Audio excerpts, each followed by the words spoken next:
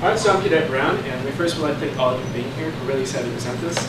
And we're going to introduce assessing and reacting to the North Korea threat on behalf of the United States Military Academy. So, I'm Cadet Molnar. I'm Cadet Brown. I'm Cadet Holm. So to introduce what our topic we're going to be talking about today, we're first going to go over the cyber potential of North Korea. So just analyzing the background and the setting of what's going on. Currently, they have 6,500 hackers, as well as the most recent operations which occurred with Hidden Cobra. So what happened in Hidden Cobra, we have the actual utilization of cyber warfare to actually take this data as well as find geographical points and information within the U.S. We also have what occurred with Sending Pictures Inc. on behalf of the interview, robbery, as well as the civilian contingency plans. So currently there's a lot of debate and things going on in the cyber warfare community, as well as the main analysis of the reliance on the inability to win a conventional war. So with that said, this idea proposes that North Korea itself is a huge impact on this idea of using cyber potential because any conventional war, they just don't stack up. So we also have the considerations of South Korea and Japan, and the overall propaganda goals to thwart the United States and reunite Korea as a peninsula. Our next slide, we're going to go to Cadet Holm. Great. So we're going to go over the most likely, least likely, and most dangerous courses of action that the North Korean government could take in conducting warfare. So most likely, we're going to say, is the cyber front. North Korea has been innovating on the cyber front, partially due to their reliance on that. We can infer that they are less confident in their conventional war capabilities, which we will touch on further in a bit.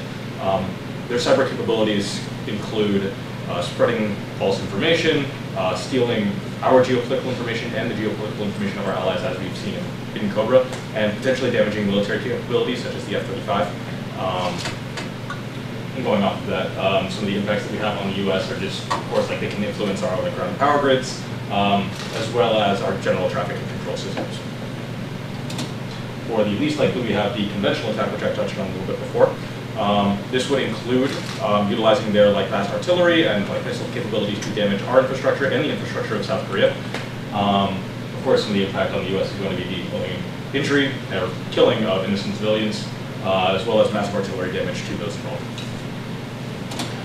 And then the most dangerous would be a hybrid approach by North Korea, wherein they apply pretty much everything that we've discussed so far. So they utilize the geopolitical information that they hacked, as well as their artillery and potential missile capabilities. So with all that said, I'd like to take everyone's attention to the slide on our mission. So our mission is going to be to determine our offensive cyber options that strike the right ethical balance between just war and other moral considerations, military objectives, and the law. So with all that said, the main thing we're going to be presenting to you and talking to you guys about today is the fact that from this right balance, we're trying to find the best response to all the implications we're going to discuss today. From that, I'm going to hand it right back over to Kevin. Okay, so some of the primary tactical issues that we have while targeting North Korea is going to be China and Russia, Russia as potential allies. So as specified in the package, China and Russia would likely side with North Korea in any sort of conventional war. Additionally, going off of that, we have to consider weapons of mass destruction in any sort of conflict with North Korea, as not only that they have amazing artillery capabilities, but they also have access to hydrogen bombs and nuclear capabilities as well. We have hackers, North Korea has hackers operating abroad, and they can attack from pretty much anywhere. They have strong communication with North Korea.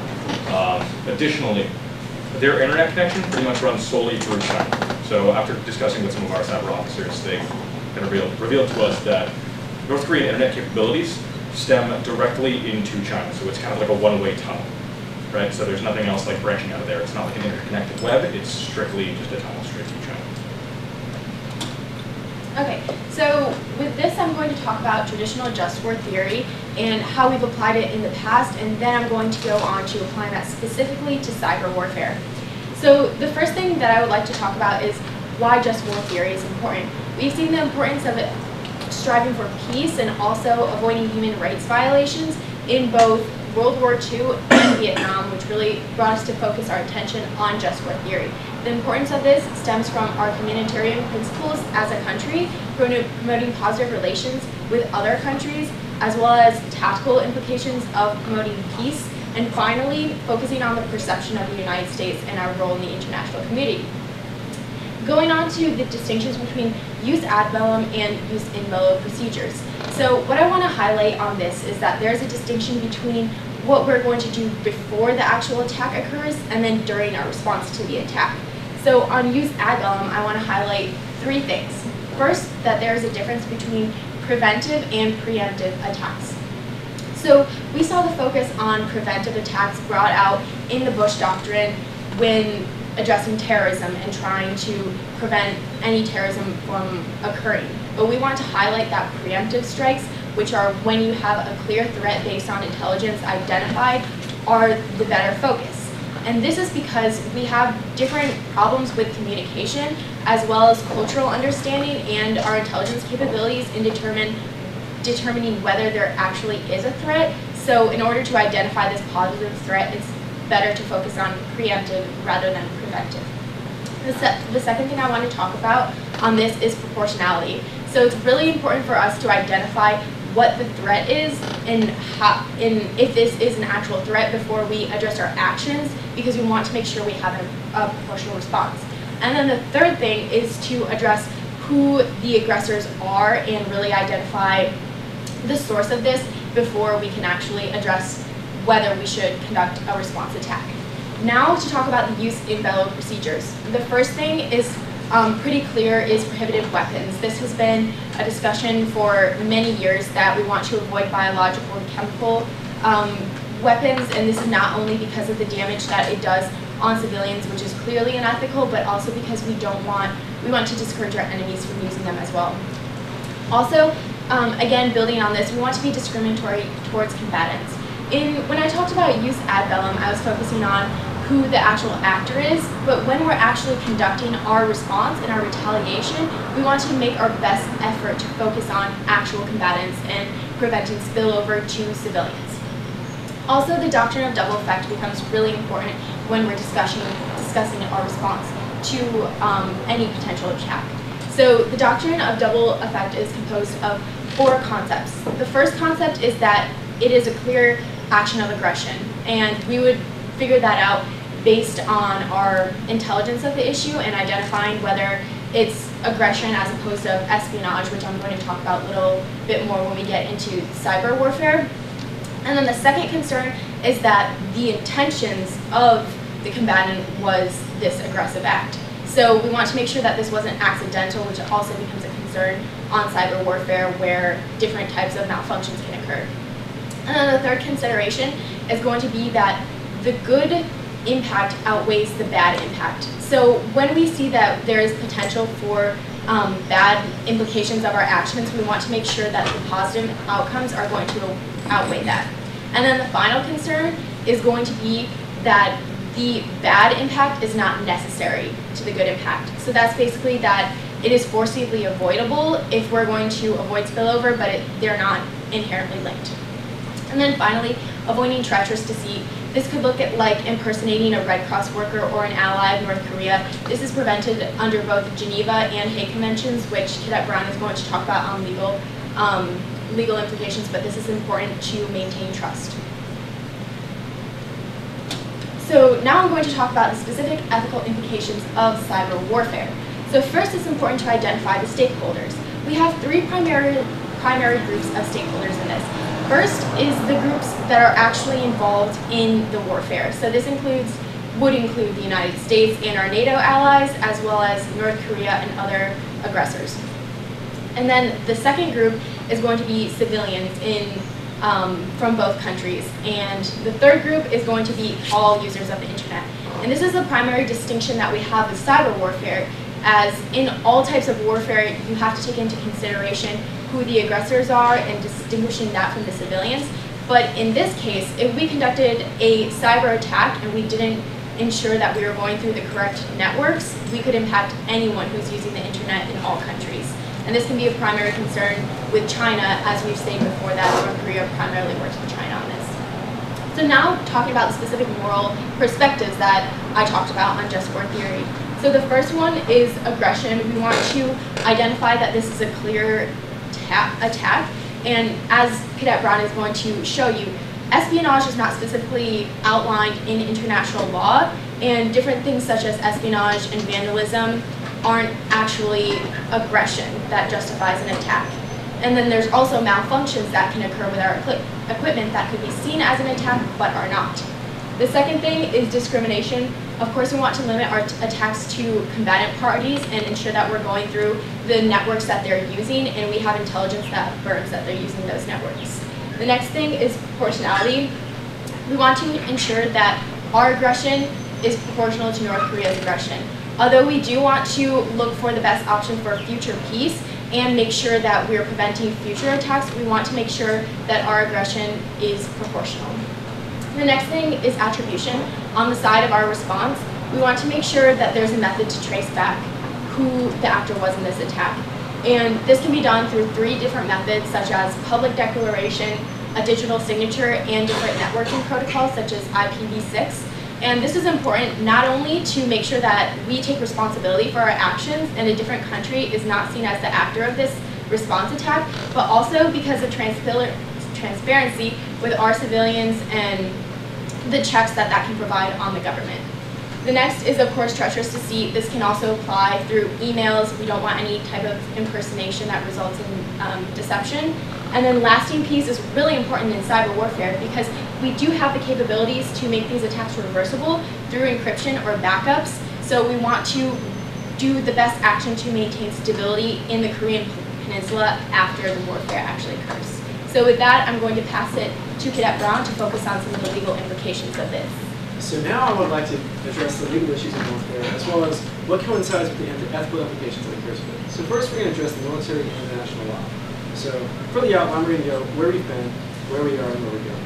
So using the Geneva Convention, Hague, as well as the United Nations Charter, it outlines the current restrictions and the policies we're engaging with conventional warfare and what we've been doing. However, as we go from that and we consider the hybrid warfare as well as the cyber warfare threats, we first look at the European Convention on Cybercrime, as well as overall with the original Talon Manual precedent presents. So with that said, using cyber warfare, what this is going to address is the fact that it's not the same implications and policies that we see in the Geneva Conventions. And what I mean by that is, as we're addressing the conventional policies, these ideas that cyber warfare itself, it's a new realm, it's a new idea of warfare that we're using. And the policies that are addressed by it are currently internationally accepted in the Talon Manual. So the Talon Manual itself, to address it, is the international policy that, although not completely recognized by the entire United Nations as the international policy itself, it's the most recognized for having the most legal implications to it. So from the Talon Manual, we see 3 very important rules for this. For rule number 10, it addresses the idea that in cyber warfare, any crimes can be responsible with kinetic force as well, with the idea that it's in proportion, and that's the biggest outline for this. So in response to that, rule number 12 addresses the idea of distinction. So with that, in any proportional response, whether it be physical infrastructure, use of data, or propaganda, cyber warfare itself has to be completely proportional. So on the side of the U.S. in engagement with North Korea as a proportional response, it turns into there's still a distinction between civilians as well as military objectives. And finally, we looked at overall rule number 14. Now, rule number 14 is going to tell us on the Talon Manual is that overall, as operations conducted by the U.S., they have to fall in line with all ethical implications to ensure that the conventional warfare ideas that are proposed in the Geneva Conventions are still observed within the Talon Manual. And from that, we all address that back to Title 10 and 50, which is the War National Defense Policy. So from this, we have to divide between Title 10, which is going to be our military implications, as well as 50 for intelligence. And what this falls under is that currently, cyber warfare itself, it's a new realm. And it begins to fall under Title 10. And from this, you see the idea that when we talk about the idea of espionage and different warfare acts being conducted, there's still the attribution. That's the biggest factor to consider here.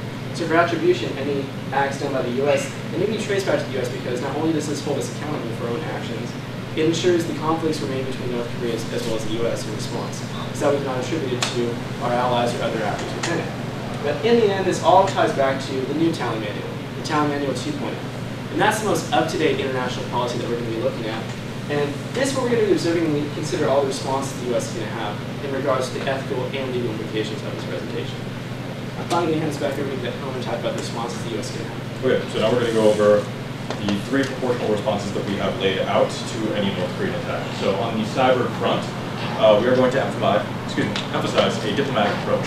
And so in doing so, we recognize that cyber is not a silver bullet. It cannot solve all your problems through a kinetic cyber attack. In fact, a kinetic cyber attack is largely frowned upon because it does not have the discriminatory capabilities that we do. We have not advanced the cyber field enough yet to where currently a kinetic cyber strike is the equivalent of dropping a nuke. And that clearly is not in line with just war theory or any of the things that we've already proposed. So we are proposing a diplomatic approach with China. Right? So what that means is that we the onus is kind of on the State Department to speak with China and see if they can emphasize their control over the North Korean internet. Because as we had discussed earlier in the tactical setting, North Korean internet is pretty much funneled through China. So if we can use a diplomatic approach in order to shut that down, we severely limit communications between North Korea and their hackers abroad, and it also kind of disrupts their chain of command as well. So that severely limits their communication and their capabilities on the cyber front. Some risks that coincide with that. There will be an emphasis on cyber officers in that potential situation, and so in doing so, then we need to kind of accommodate the Army in all forms of militia in order to emphasize cyber in that respect. It's a new frame of warfare, so we need to take those considerations into account. Some benefits include attacking anonymously from a distance and attaining that desired outcome without much physical damage. Now, a recommended U.S. response to a conventional attack follows pretty much the air-sea battle doctrine that is already in place with conventional warfare. And what that includes is the destruction and seizing of key infrastructure, command and control systems, and indirect fire assets, with a heavy emphasis on seizing those indirect fire assets. As we had stated earlier, North Korean artillery is their most devastating conventional asset. And so capitalizing on that almost immediately is very important. Pretty much what that means by doing so is that we need to get boots on the ground and boats in the water pretty much immediately. Of course, some risks that are included in there are soldier and civilian casualties. However, as with any conventional conflict, the rapid employment of troops across the Korean Peninsula will hopefully lead to peace negotiations with North Korea and its allies. And then the recommended U.S. response to a hybrid attack. This is kind of an amalgamation of the two responses, so we use both cyber strategies and conventional warfare in order to settle this dispute in North Korea. And so that includes the spread of misinformation in a proportional sense, and attempting to shut down North Korean government, excuse me, not the North Korean government, the North Korean internet. Now, one of the potential objections to this is, as we had stated earlier in the tactical slide, is that China is could potentially be a strong ally to North Korea, so why would they enter into negotiations with us in order to halt the flow of North Korean internet? Ideally, we operate under the diplomatic means. However, if that is not the case, we can achieve essentially the same effect with the use of a DDoS attack or a distributed denial of service, which pretty much overloads the North Korean servers of internet, albeit for a shorter amount of time. And so in doing so, we can achieve the similar effect of disrupting their chain of command and their communications, while simultaneously then employing special forces and irregular warfare units in order to disrupt the North Korean government in general. And then I'd like to briefly address another ethical objection that we could have to this. So we're going to answer 3 ethical questions that I talked about before by specifically targeting these networks that combatants are using. So we need to use our intelligence in order to target the specific networks that combatants are using in order to discriminate, as well as in the doctrine of double effect, ensure that our response is proportional and that our response is going to outweigh any bad outcomes. So for example, if the government of North Korea needs to contact their allies or contact their civilians and they're not able to do that because they don't have access to the internet, our network identification is going to try to focus this on combatants. So with all that said, considering the ethical, legal, and tactical implications of the question, we feel we presented a very valuable responses, and we'd like to thank all of you for listening to our presentation and open the floor to any questions.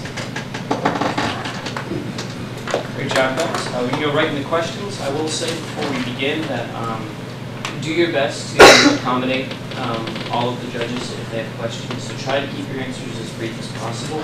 If I feel like you're drawing on too long answering a question, I'll ask you to wrap it up so we can get What's a combatant look like in cyber warfare or a preemptive cyber attack? And what does collateral damage look like? And what's acceptable? It's a big question, so don't answer all of it because you don't have enough time probably, but generally.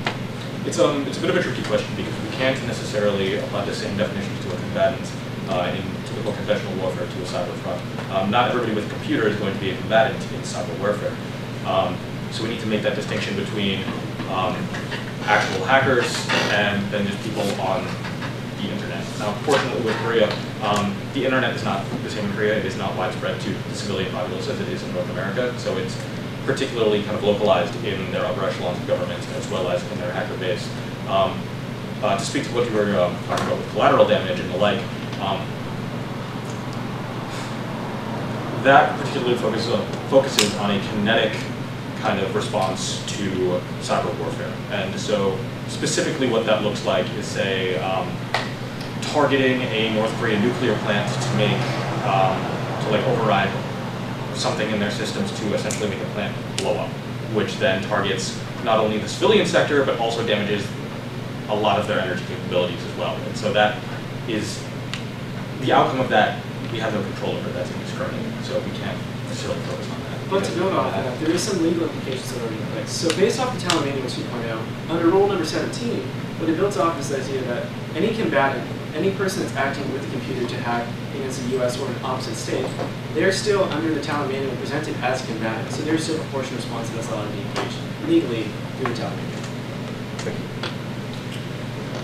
I enjoyed your essentially combined arms approach, a mix of both cyber and conventional, and my compliments on the thinking. But I wanted to ask or press on that, if the attack by the opponent is strictly cyber,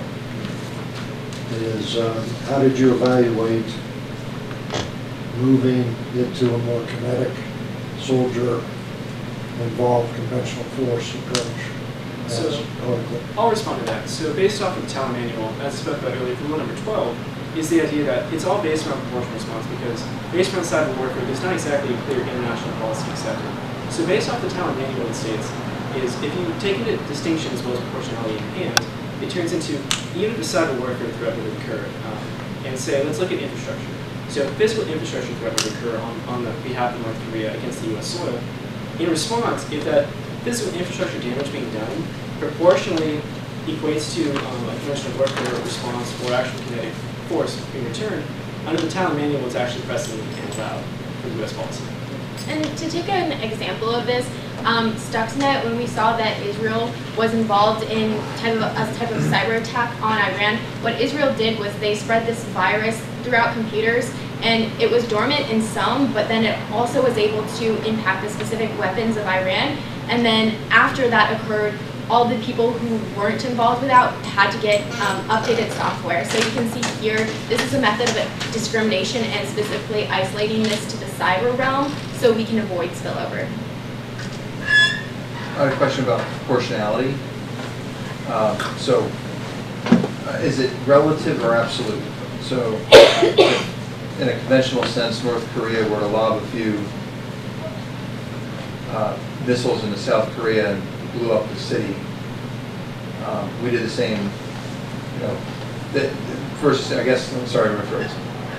In the cyber world, if they were to attack the United States and take down the eastern electrical grid, right, that's going to have an effect of X in the United States, right? We had an absolute response that basically shut down North Korea for eternity, right? So is it proportional or relative? And what are the ethical? So I would say proportionally for that response, it turns into, we talked about earlier, for the ethical side of it, it's the idea for attribution. But with that, if we're using codes, so say we do a cyber attack, right, or we shut down, say, their electrical grid. What that turns into, right, we still want to have the state itself as salvageable. So from that, the North Korean regime is not forever. This is not going to be the same ruling power as well as the same threat going to be there. So with that said, for proportionality, there needs to be some form of turn back. So if we were to have a cyber response, it'd be a matter of actually using code that can then be reversed. Because when you do that, you're still left with the salvageability of the parties involved, because at the same time, by the proportionality, you have a distinction that occurs to where the citizens still can be salvageable as well as the quality of life still ensure. But as in proportionality, it depends on the action, but in the end, it turns into not so much absence of proportionality. Clearly, a conventional attack by North Korea would be justified, a response would be justified, maybe even a preemptive strike if we knew it was coming would be justified under the just war theory. But my question is aggression considered, or is cyber warfare considered aggression, strictly cyber warfare? And if so, should we not be trying to, since cyber warfare is fairly new, change the definition of what just warfare is? So on that, there's an important distinction that we have to make. So right now, if we want assistance from our NATO allies, we have to make the cyber attack equivalent to the impacts of a conventional attack. So if the damage was, of course, impacting our electrical grid or access to food, this would result in the same type of damage, and we would have to address it in the same method. But again, what we talked about with proportionality and addressing this is also important, because even if there is a threat, we also have to avoid making malfunctions and different types of, I guess, espionage distinct from what we actually qualify as an attack. But on your question about preemptive strikes, we also think that in order to protect South Korea and protect our networks, there could be some type of preemptive way to disable North Korea's abilities, not directly attack them. Just one other quick thing. I noticed that under your attribution slide, you had this digital signature on there. I mean, how likely is that? I mean, to me, that'd be the equivalent of the British spies in World War II running around France wearing a uniform. I mean, that's not going to happen. So, answering off of that, when we look at the digital signature, the reason being is because we were engaged in cyber warfare and actually have cybersecurity threats as our offensive action in a response. With that said, if we need digital signatures, that ensures that if we were to conduct espionage and then not be able to identify that it was a U.S. attack, right, in response, what that turns into is that if they can't attribute it back to the U.S., then you can cause possible damage and threat to the U.S. allies as well as non-parties that were engaged in the act. So from that, you're actually creating an ethical dilemma on the fact of people can actually be damaged and hurt, and there can be more casualties occurring on behalf of the U.S. and the U.S. is not occurring. So the process of elimination is what you're telling me? It's a process of accountability is what I would say, sir. And building on that, there's different ways to actually encrypt digital signatures. So North Korea would have to decrypt it before it was clearly obvious, but part of that we would probably make a distinction between espionage, which the CIA and the NSA would primarily focus on, and actually an attack, which the U.S. Cyber Command would be conducting. I guess probably an easy one, or one where I didn't understand, but when your defense against the cyber warfare, and you talked about diplomacy first, and then acting through China because the linkage is through China. But the case brings up the fact that the most likely way they would do a cyber attack is from those 6,500 outside hackers or whatnot that could put together an attack on our systems because they have more linkages to it. And I didn't really see that you had taken that into account as part of your strategy or tactics in handling cyber warfare. Of course. So, defense. To kind of speak to that, the point of shutting down North Korea's internet is that it severely limits communication with those 6,500 hackers. So yes, while they are all technically independent hackers acting on their own without any real central goal or communication assets to North Korea, they can't really mobilize or organize in a, I guess, effective conjoined manner.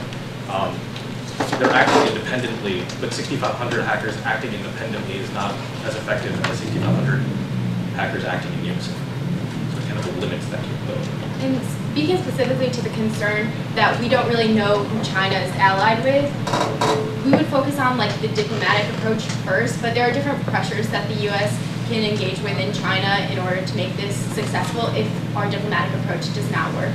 So because China is involved with North Korea through this networking, either they can choose to support North Korea or support the U.S., but we would try to make the best effort to make sure that this routing goes through China and that it's targeted against North Korea in our response. And even in response to that direction, if this was not fruitful, with working with China cannot actually from a diplomatic aspect, it still turns into, we still have the response of using a hybrid approach of actually using cyber itself, because with the cyber capabilities we have in the U.S., we can still flood their networks, we can still shut down communications, as well as, in general, use data, use propaganda, as well as, for the most aspects, you can still use different bots to actually plug their networks where they can no longer communicate with the 6500 hackers, rendering them immobile and no use against the U.S. soil. And you're certain that all their communications with their hackers is through the internet? A large part of it is. But not all. From the aspect as well from the U.S. Cyber Command, one of the beautiful aspects of it is you can still trace the code. So even if they're not actually recognized within the state, and they're not actually in currently residing in North Korea, but they're actors that are part of the state. So with that said, you can still trace the code and find the source of where it's stemming from, and that's where we check the networks. And the biggest aspect of that is the accountability from it. But as I stated earlier in Rule 17, there's still the accountability to where they do become a combatant once that is occurring, regardless of if they're on North Korean soil in state as well. So you still track it. So before Just personal context for me, and I'm not familiar with your ranks, so 2 plebes and a 3rd class. Yes, sir. Yes, sir. Okay, just checking. Thank you. I have a question. So I guess this is across the board for all the presentations, but I have trouble delineating between espionage and cyber warfare. You'd indicated if it's NSA or CIA, it's more espionage. If it's cyber command, it's more warfare. Well, it would seem to me that the cyber command is very capable of espionage, and NSA and CIA are very capable of warfare, especially in this sense because there's not troops on the ground, right? So I don't believe there is a black and white line between the two, but how would you define the difference? So I would define the difference on what falls into the legal aspects of the military under Title 10 and Title 50.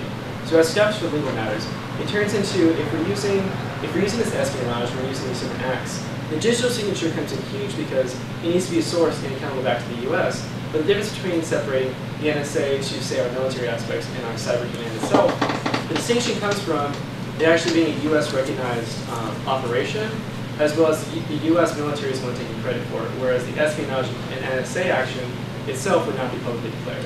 So there's that distinction there, but that's what falls under operations in our current policy document. Additionally, to clarify a little bit on cyber warfare itself, for most cyber warfare attacks, you need a specific exploit for a specific system in North Korea. It's not some general code that you can just implement like a virus that spreads to everything. For our sake in cyber warfare right now, for a discriminate approach, you need that specific exploit for that specific system, and any exploit that they do have is probably going to be guarded incredibly. So that's why we put that emphasis on diplomacy, because we recognize that cyber warfare is not so universal. we have time for one more. If there's a question out there, you don't have to. All right. United States Military Academy, thank you very much. Excellent presentation.